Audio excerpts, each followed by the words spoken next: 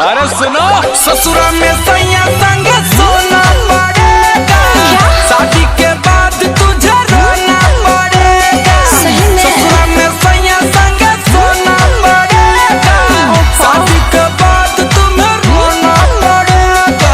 कुछ भी बोलते हो।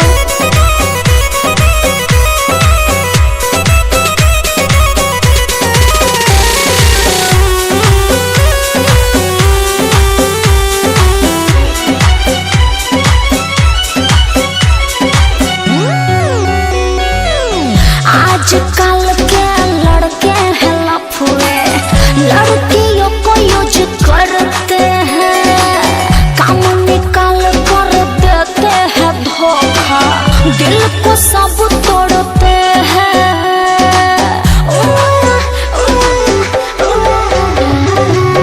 आजकल के लड़के हैं लफुए, लड़कियों को यूज करते हैं,